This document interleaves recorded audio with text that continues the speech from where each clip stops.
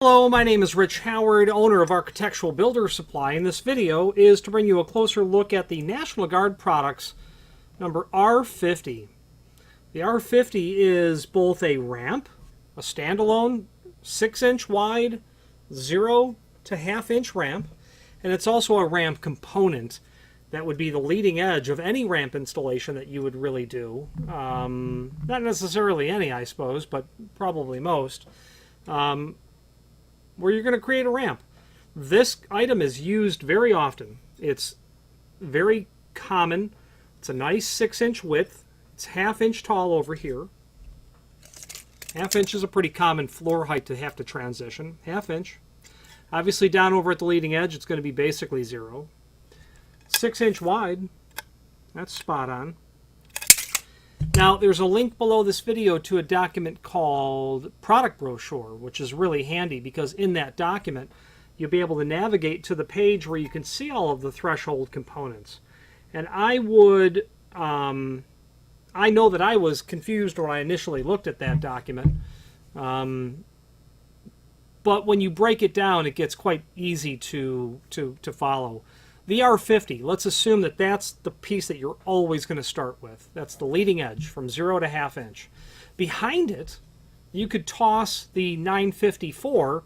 That 954 is going to sit right on this ledge, then continue that up for another 6 inches, and then go from 0 to ½ inch, ½ to 1 inch.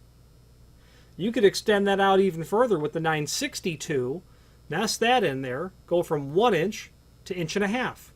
You'll notice there's a ½ inch increase in height for every 6 inches. Well, that's a mandated, federally mandated part of the ADA accessibility code where ramps cannot exceed 1 inch in height.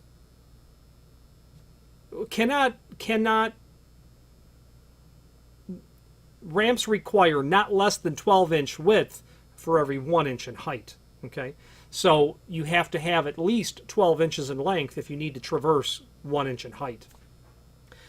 You can see if you took those parts, you can continue to nest them together to get you the depth that you want on the threshold requirement.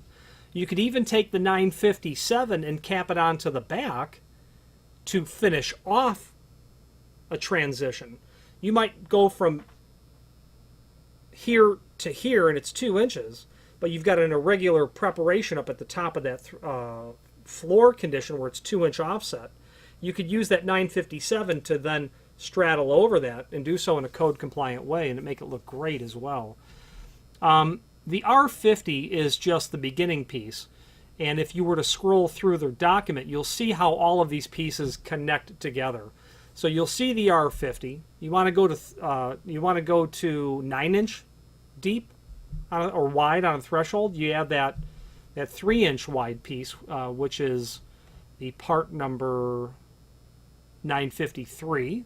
Okay, and you can see how that continues to work. They've got 2 pages that are shown like this, but in the catalog they're shown like this.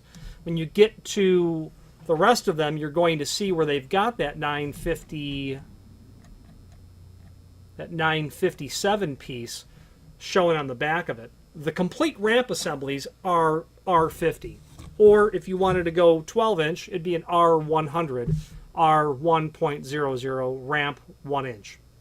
If you want to have that 957 straddle piece, you're going to make it an RO, then your numbers, whatever that might be. That will give you that straddle piece. So you can go anywhere from, with this ramp system, from 6-inch all the way to 36-inch. There's a couple of thresholds there that are just ramps only, and if you don't need to connect the back end of this to anything, you might just buy the 657. They can also do a 4-inch 0 to ½ inch, and that's compliant even though it does violate the 1 to 12 rule, but the reason it's okay is because code also says if you're greater than ½ inch, then you have to comply with that. Plus, thresholds cannot exceed 1/2 inch in height. And if they exceed a 1/4 inch, then you've got to have a bevel on it that is a 1 to 2 relationship for rise and run, and that 654 certainly complies with all of that. So if you want to do a ramp from 0 to ½ in a 4-inch space, that'd be a good code compliant one to do. There's also a indication there of their rubber ramps. I've done those a couple of times. They're held down with mastic. Very durable pieces of equipment. You get the impression that whatever went into making that stuff is not good for the environment because it seemed really durable. Like the stuff they pump into railroad ties to keep them from rotting for 100 years. Creosote, or whatever it's called. Back to the aluminum ramps. You can do this in 3 different finishes. A is mill aluminum. Pardon me. This is mill aluminum. If there's no letter after the part number, it's going to be mill aluminum. This is what it looks like when it's extruded at the mill. You can also do it in a DKB finish. That's dark bronze. National Guard's dark bronze is on the darker side. It's as close to black as anything can really be without being black. And I've supplied dark bronze National Guard to people, and they've called up and said, hey, you sent me black. I said, no, I couldn't have done that because they don't make black, but I do acknowledge that they're really dark. Occasionally, that's a problem. More often, the very dark nature of the National Guard product is exactly what the client wanted because they're matching some aluminum storefront that is incredibly dark. So it works out just perfect. The third option would be their SIA, which is an acronym for Slick It Ain't. That's really what that means. They'll take the mill aluminum material and then put a heavy, abrasive, textured coating over it that will give you the ability to make it all but slip resistant. Now, I wouldn't call this slippery, but my foot has slipped on aluminum thresholds. It has, the smooth ones. But in a wet environment, I could understand how this might be not exactly slip preventative. If I was doing a really wide threshold, 18-inch, 21-inch, 24-inch, 27, 30, that sort of size, where I'm going to have the entire wheelchair up on the ramp, I might very likely want that Slick It Ain't, that SIA, because it's going to all but eliminate the possibility of any slip that would happen in that scenario. Listed in the site in lots of different lengths, everything from 2-foot to 8-foot lengths. You can have longer, we just don't list them because the cost to ship is generally rather prohibitive. If you needed a single piece at 10-foot length, it's going to be noticeably expensive to ship the material. But if you're doing a convention center and you need 24 openings that are 14-foot long and they're 24-inch deep, it's not going to be an issue, the freight, in terms of the overall scope of the project. So be mindful of that.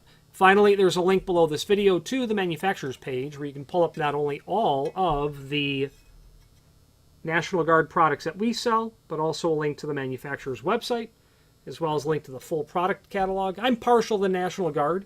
It's because they do a good job. They focus on weather stripping really well. A relatively petite footprint within the industry, but they're comprehensive in their offering of weather stripping. They have metal vision frames for use in steel and wood doors. They also have a offering of flood barriers, a product that I expect is going to grow with time as our climate changes and severe wet conditions occur here in southern Florida. You know, it doesn't take a whole lot of rain for us to have water where people really don't want it to be. A couple of steel channels, some neoprene insert, closed cell neoprene. They slide that steel plate down into it.